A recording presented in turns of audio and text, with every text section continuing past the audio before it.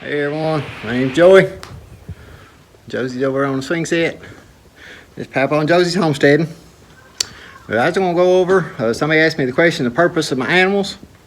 But we're just going to go over a little bit of what my purpose is for the animals. But we're going to run up here to the meat pigs real quick. And we're what I call the meat pigs. We'll check them out and we'll go from there. Alright, we got the pigs up here. These pigs, this one and this one, that's Sarah and Shelly, they're sisters. And I bought these when I first decided I wanted coonies. I bought them off a guy I found on Facebook, said he had coonies for sale. Didn't have papers or anything like that. They were, at that time, they were cheap. Today's prices, 2 years later, it is not cheap. That'd be a decent price on a registered cooney, not these. Because these wound up, they probably got some cooney in them, but they're not full cooney. Now Sarah wound up, another pig I'd got, he's not here anymore, but she bred with him and had these little ones. There was 6 of them, one of them died, but I had 2, these are 2 boys, and I had 3 girls. The 3 girls I sold to my brother-in-law. But these are her 2, they're borrows, so they're definitely meat pigs. Sarah's definitely going to be a meat pig. I've debated on Shelly, just because when we get up here, I'll show you Gary and Bella. They are registered coonies, but I've not had any luck with them breeding. I've seen them in the processes, but she's never took. So I'm kind of thinking I might just take her up here with Gary just to see if she winds up getting pregnant. See whether or not it's Gary or see whether or not it's Bella. See which one might be at fault. But these are meat pigs. Like I said, Shelly's the only one I've debated on. I don't want any more babies out of Sarah. These babies, look at them snouts, which part of it could be their dad. But they root, they tear up the ground, and they're really hard to keep in.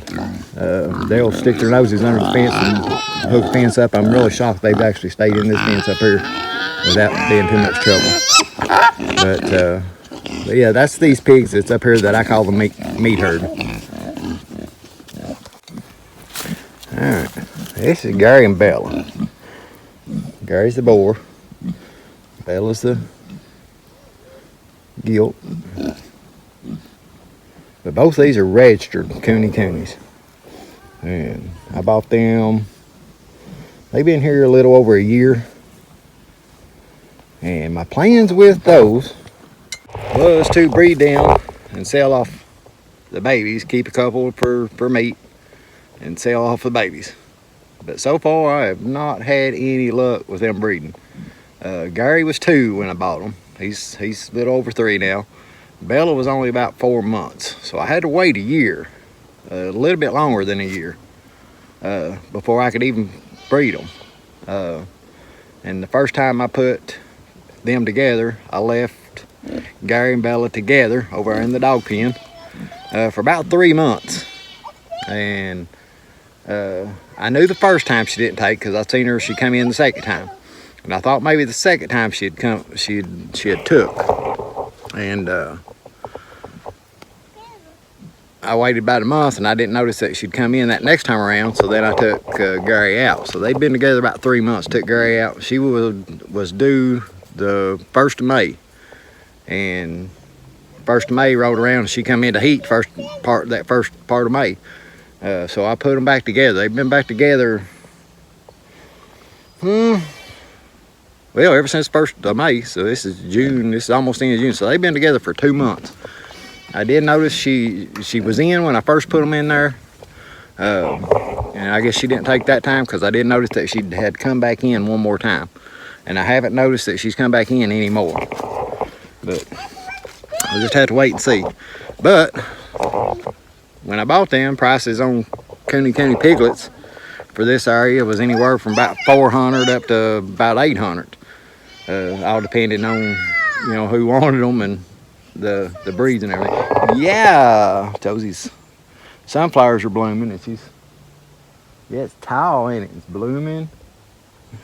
But yeah, it's You know, so I mean, if I could have got $400 out of them, man, that'd been great. Now they've dropped down. People around here are struggling to get $100 out of them. So yeah, these sunflowers over. We'll leave them for now and see if they'll get seeds on them that we can feed to chickens. Yeah, the chickens, they're hungry. So that's kind of where we're at on them. Like I said, that's the reason I'm kind of debating on if she don't wind up taking with being in Gary as long as she is. Gary's proven. I got them from KC Farms. I don't know if y'all watched any of them videos. But she both of those come from KC Farms, and he's proven he's had litters at KC Farms, and he's gained some weight since he's been here.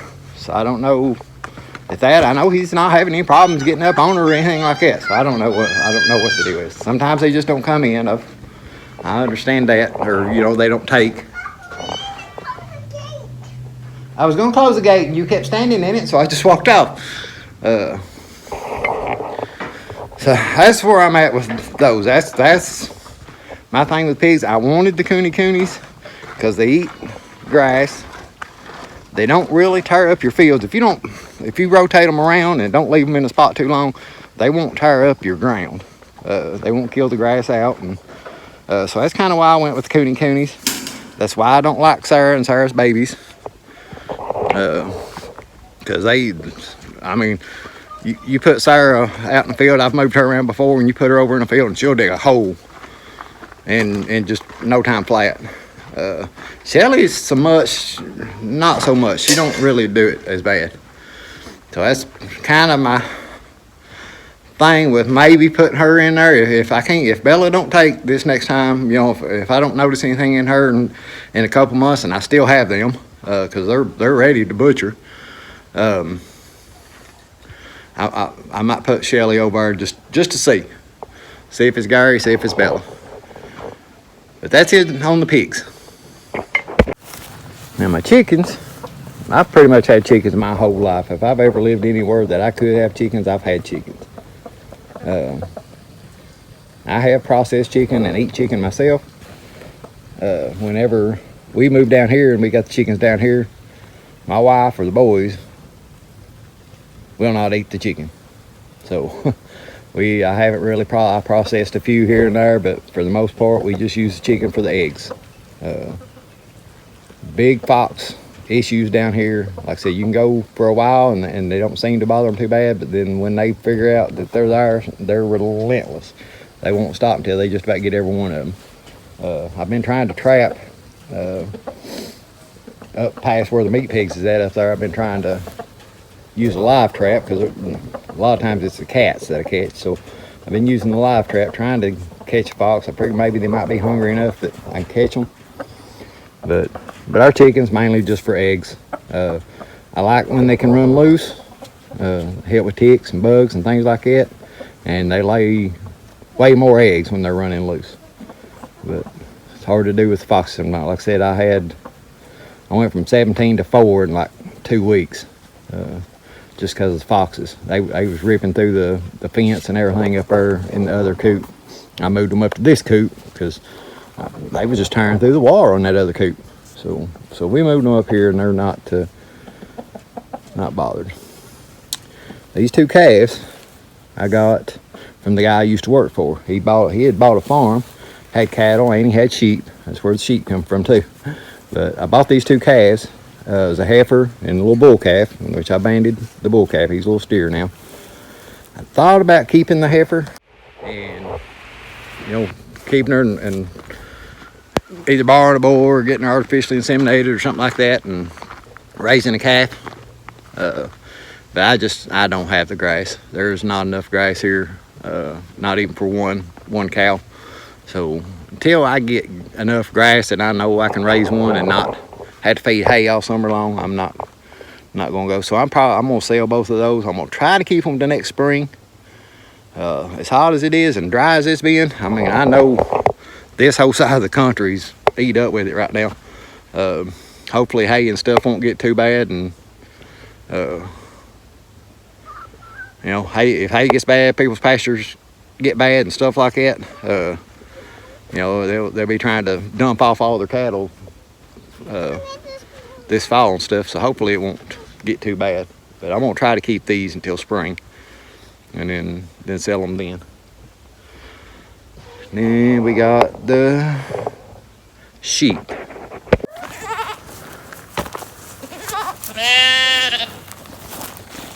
We got the sheep. I got these two. I got this black one and this white one over here. The same day I got the two calves. His wife mainly takes care of their farm, but she had those two calves that she was bottle feeding, plus I think 13 sheep that she was having to bottle feed. So when I went down, these were the only two girls that she had. The rest of them were all boys. So I worked out a deal with them. I bought these two sheep and those two calves for $800.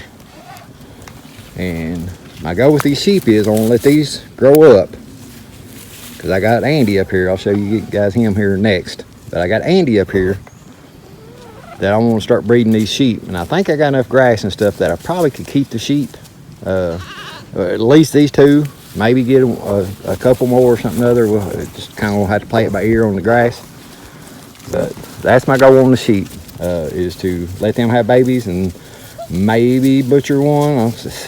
Everybody else in the family is so weird about eating the animals that we have that butchering's iffy with me. I can get them to eat a little bit on the pig, because everybody likes the pork chops in their house. Everybody likes bacon.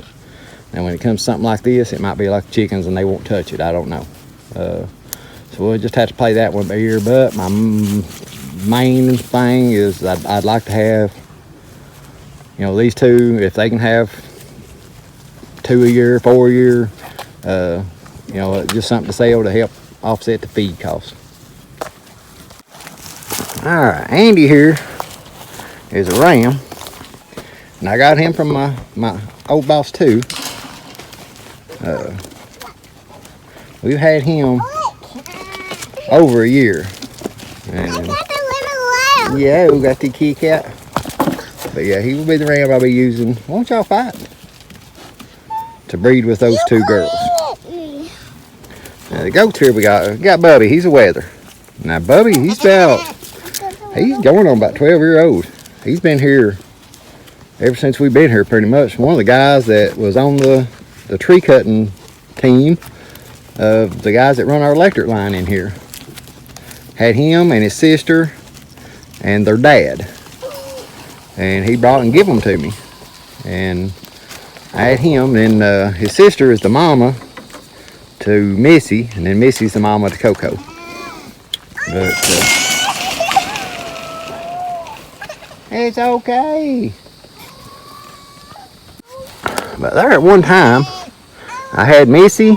Coco wasn't ready yet, but I had Missy and her mom that were breeding age, and I had the Lamacha Billy that was breeding with him. I had to get rid of him because he got to where he was just flat out jumping the fences. He wouldn't even, I mean, he could jump a 4-foot tall fence and not even touch it. That stall in the barn's got about 9-foot tall walls in it. I put him in there and he was climbing over top of that. So yeah, I wound up, I sold him.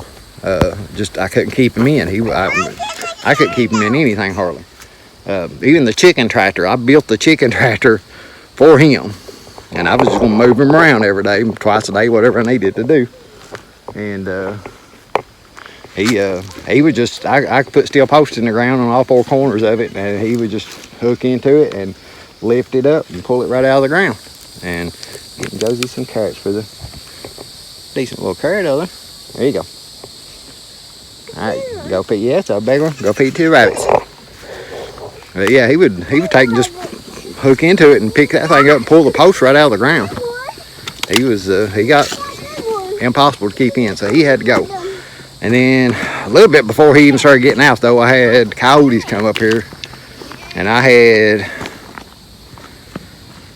2 other does that were almost old enough to breed. They hadn't got up quite yet old enough to breed. And there was a couple wethers in there that I was gonna sell. And Missy, Coco, and Bubby. and that Billy and Bubby's sister. And coyotes come up here and killed all of them but the ones I got right now, not counting them little ones. Which reminds me, I need to show those. Yeah, those little ones I just got. But yeah, this little white buckling here and this little black one here, they're brothers. I got them from my nephew. He had bought them at a sale and didn't want them, along with this other little girl over here I'll show you here in a second. But I got them. I was wanting to figure out which one I wanted to keep. I think I'm gonna wind up keeping the white one.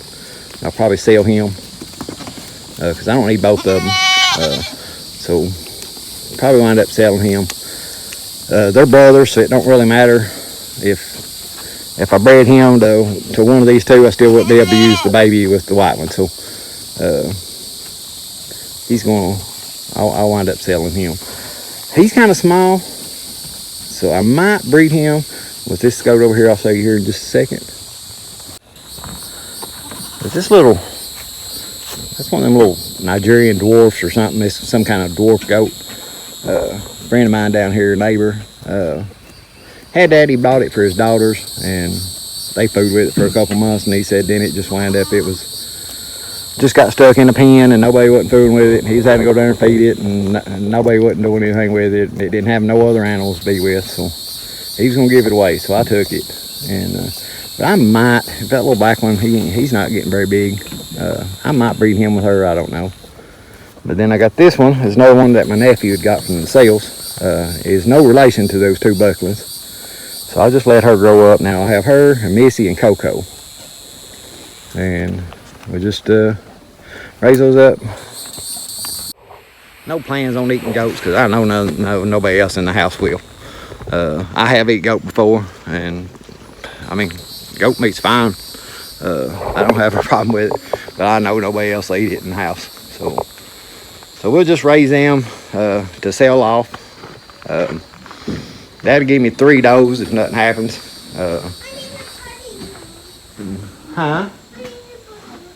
We don't have any balloons, baby. So maybe been a little bit on the whiny side. Kind of all day too. It's been, it just happens sometimes, I guess. But that would give me 3 does that I could breed, 3 to 6 or what, something, babies to sell every year. And I mean, they're selling right now. Bottle goats are, I think my nephew they were only a couple days old when he got them, and I think he gives $75 for the 2 bucklings and $50 for the little, so $125 for those 3. And there was only a day or 2 old. The mama, can't remember which one, maybe the 2 bucklings. The mama died, so they hadn't had any milk at all or anything. And they still brought $75. So, but usually you can take a weaned goat, you can get about $100, $125 out of them here.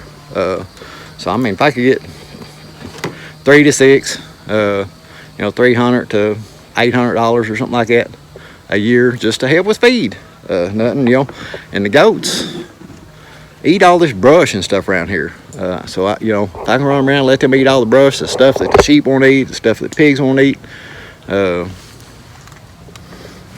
It's worth it to have some here just to eat all this, because we're in the middle of the woods and all this stuff grows back up. So, if I can make a little bit of money to help with feed, plus them eating the brush.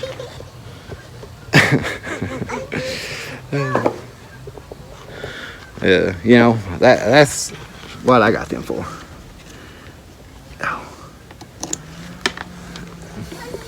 You do that all the time. Somebody got a red ink pen a while ago and playing with it and busted it. She's got red all over her arms, up in her hair, all over the shirt she had on at that time. But the rabbits, I moved all my babies over here in this new cage that I built. I got 3 boys and 5 girls here. They'll be selling. Yeah, I got 5 over there and 3 over here. But we don't really, I've not eaten any. I've not eaten any tame rabbit since I was a kid. My thing was, if I got them and they don't sell, I'll eat them. But I've always sold them You know, sometimes I sell them. I've sold them for $5. So,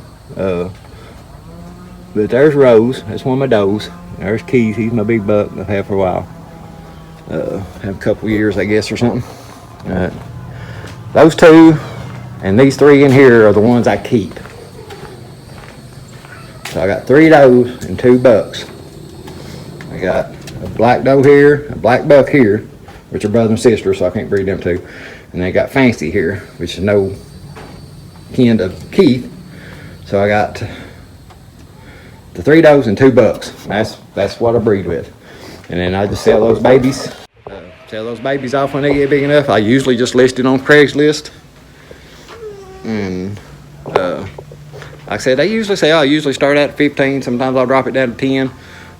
Like I said, and I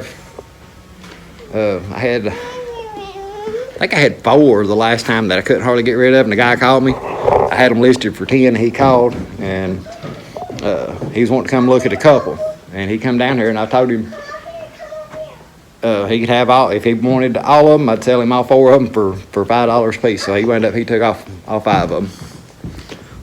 What do you want, baby?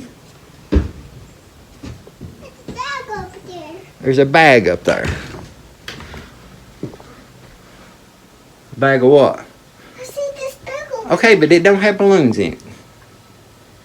forks. It's got forks and some stuff in it. It don't have no more balloons in it. She's had balloons up here from her birthday party a year ago. That's what she's wanting. But yeah, that's all of our farm animals. I do have the 3 dogs. They said they needed somewhere for it to stay for a little while, and it's been here about 3 years. So I guess it's my dog now. The yellow dog we had, even before we moved down here,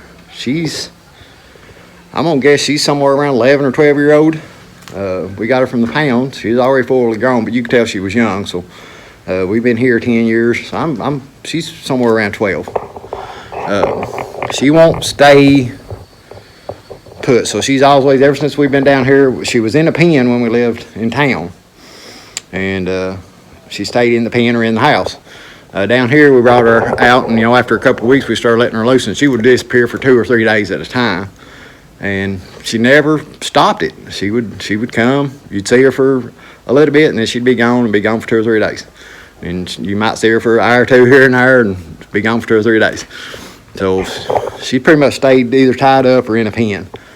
I used to try to take her hiking when I was doing the hiking and camping. Before we got Josie, well before we got Josie, because I had to stop using her because she was not very good at it. She never got used to a leash. She didn't do well when you met other people or other dogs, and so she wasn't very good for that. So we ran up and got Lucy from one of my neighbors, one of Chris's friends from school. But we got Lucy. Lucy went hiking and camping with us. She done fine. She just don't ride in a vehicle very good. She gets motion sickness or something. That's the only thing with her. But she done good. And she run loose here for probably a year, I guess. And she done fine. I mean, she stayed pretty close. She'd wander off every now and then or something or other. But she was always here through the night, which done good. She kept the foxes and the raccoons and things like that. I didn't have to worry about that stuff too bad when she was running loose. And then when the neighbors over here in the camper moved in, they got dogs. They got 3 dogs in that camper, I think, with them. And she come over here and was complaining that Lucy was causing her dogs to always bark and keeping her kids up and different stuff. So Lucy's been kept up since then. So not a big deal, but I wished I could leave Lucy out. Like I said, while she was loose, I didn't have problems with foxes. Now the yellow dog, she's always been tied up, but that yellow dog, I've seen her out there playing with the foxes. With her being tied up, she was friends with them, but Lucy would run them off, and she'd run the raccoons off. Somebody's definitely whiny today. And then all the cats, we started off when we lived in town, we had 2 cats, and they were strays that just showed up. One of them was a calico cat, and she'd had a litter of kittens while we was there in Richmond, and we got her fixed after that litter. And there was one girl out of that litter that we still had. They would move down here, which is Mama Cat now. We still have Mama Cat, the calico cat. She's been gone for a while, but was Mama Cat, and she was wild. I mean, when we moved down here, I threw a flannel shirt over top of her and just wrapped her up in it and put her into the cage because she would tear you up. And we got down here, and I let her out down here, and I figured she'd run off, and she did run off for a couple of days, and then she finally showed back up. And but she stayed pretty wild there for a little while, long enough that she had a litter of kittens. And she had that litter of kittens. Of course, they wound up being wild. So that population of cats exploded, and ever since then we've had roughly right around 20. Like I said, I think there was just 2 cats that I need to get fixed that are wild. There's one, the one that had these kittens that's up here at the barn. I can catch her, but she technically ain't my cat. It's another one that the kids had brought and been here for about 3 years. But so she needs to be fixed, and I got 2 feral ones down there. One of them I call Psycho. She's somewhat getting tame. I can almost catch her now when she's eating. So, and then the other one I can't catch when she's eating. So those 2 I could probably get all of them fixed right now if I need to. But we've not had trouble getting rid of them. I mean, we're feeding them. Most of them's fixed. It ain't like we got a bunch of cats that are just breeding and cats are dying or starved to death or anything like that. I mean, they're took care of. So it ain't one of them situations you see where people just let them starve to death. Yeah, I spend more money on cat food than any other feed here. The cow food's creeping up there, but technically I spend more money on cat food than any other animal here, or my wife does technically, but yeah, that's kind of crazy, but it is what it is. I don't have any mice. Very seldom see snakes, chipmunks. Moles are in the yard. The chickens will get the moles when they're running loose, but the cats seem like they can't dig in the ground to get them. But when the chickens are loose, the chickens can get them. But yeah, that's all of our animals, I think. Pretty much everything we got, I believe. But yeah, my main purpose of the animals is I'd like to get enough grass and everything. That's the reason I've been working so hard on getting this fence and trying to get the grass to grow, is to get to where I just make enough money to offset the feed, and get it to where it's self-sustaining. That's kind of my goal with this. I don't ever. You could technically make money, I guess, if you raised every bit of this in strawberries or something like that, or done, there's things you could do, I guess, to make money off this land, but I don't know if there'll ever be a time to where I'm making a big bunch of money off this land. It's mainly just to self-sustain itself, make enough to pay for fencing, pay gas for the chainsaw, buy a chainsaw, or upkeep on the truck or whatever. That's kind of my goal with animals, to get enough of them that I can start selling them, and just having a little bit of income coming in, counting my firewood, my little side jobs and things like that. Have enough money come in to where this is taking care of itself. That's my goal. That's my purpose for the animals, my purpose for all of it. Selling, cutting the trees to get the firewood. It's all part of it. Somebody is whiny, and I'm gonna end this video. You wanna say bye? You just want to pout. Pouty mouth over here. Appreciate you watching, and we'll catch you on the next one.